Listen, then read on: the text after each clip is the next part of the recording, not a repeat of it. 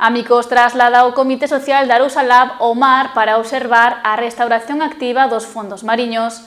A entidade reuniuse esta mañá para seguir traballando polo mantemento do mar arousán.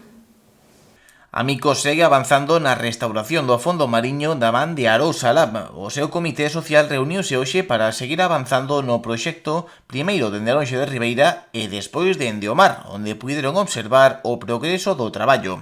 Alonxe Ribeirense acolleu un hospital de Coraíso que se achegaron numerosos escolares para coñecer máis de preto a labor de Amicos e Arousa Lab. E crear unha comunidade que fala de conservar o mar e devolverlle ao mar e coidar del todo o que nos ha dado durante todos estes anos. Concretamente aquí o Hospital de Coraíso, que traballamos a restauración activa e a conservación das nosas gorgonias, e hoxe tamén vamos a plantar a laminaria, que son os que se denominan bosques de kelp, que a efectos, comparado con nós, serían os nosos castiñeiros e os nosos carballos do mar. Eu, sin nada, agradecerlle a todas as cofradías que participan, a Cofradía da Guiño, a Cofradía da Illa, a Cofradía de Noia, a Cofradía de Ribeira, que forman parte do Arousa Lab, a todos os membros del, a Consellería do Mar e ao Parque Nacional de Illas Atlánticas que se... Na actividade de hoxe participou a Consellería de Mar a través dos servizos de desenvolvemento pesqueiro, salientando o traballo das persoas implicadas. Se xuntan todas as patas dun banco, se xuntan por un lado a actividade social que xenera unha asociación da importancia de Amicos na contorna do Barbanza, con un importante apoio das persoas con discapacidade. E logo despois temos tamén as cofradías, desde a de Aguiño, a Illa de Arousa, a de Noia, que hoxe non están aquí tamén colaborando.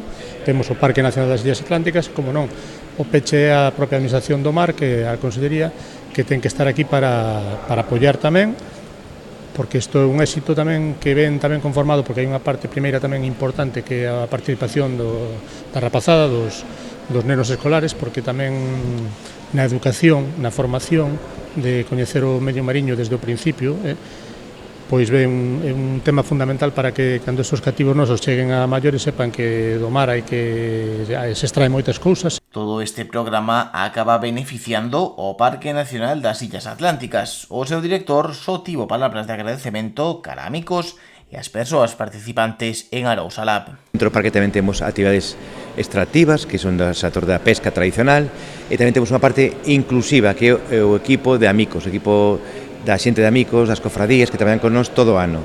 É un proxecto que buscamos restaurar hábitats.